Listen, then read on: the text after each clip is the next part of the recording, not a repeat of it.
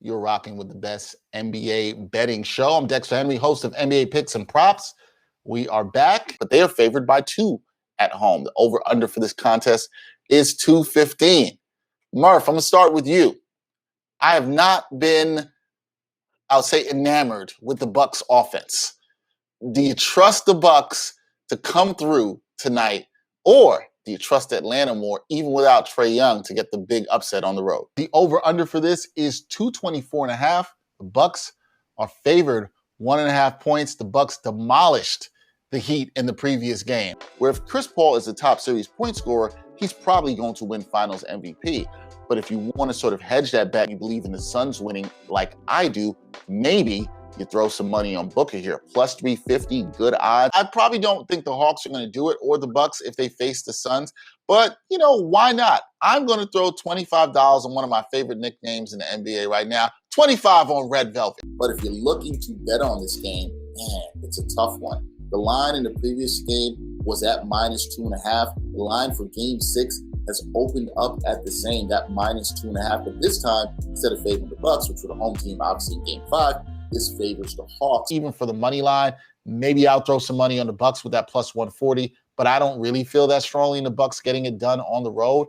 And I also don't feel strongly in Chris Middleton having another big game on the road, as we saw in Game 4. Maybe he doesn't get the 40, but I like him to get around that 35-point mark. All you got to do is put down 100 to win 115. Odds are not great here, folks, but I think this is one of the more solid bets you can take, the way Giannis has dominated against the Suns. It's for that reason, in this exact season, in terms of betting, this is maybe why when we talked about last week is what I call the last chance to get in on some of those good odds. To a degree, that Chris Paul to lead the series in scoring, it's kind of a sucker bet, right? I kind of try to entice somebody to throw a bunch of money thinking they'll come up. This one, the odds are just nice enough that you might want to put even a decent amount of money. Not a lot. Maybe you want to throw $50 down on this.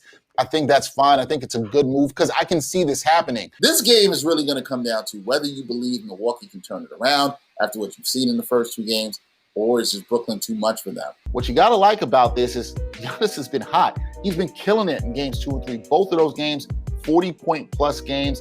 He's getting whatever he wants. He's dominating in the paint. He's looking like a more athletic, modern-day Shaq here. Who do we think is the best bet to get back into a series if they're down 2-0?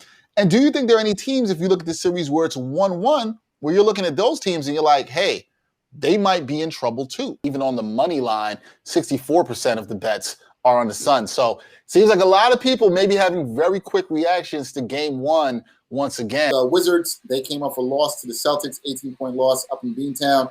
They are the favorites in this at -3.5. The over-under is 237.5. You like to root for anarchy. This is anarchy. This is anarchy. And you're getting 9-1 odds here. I feel like you got to throw some money on this one if you want to.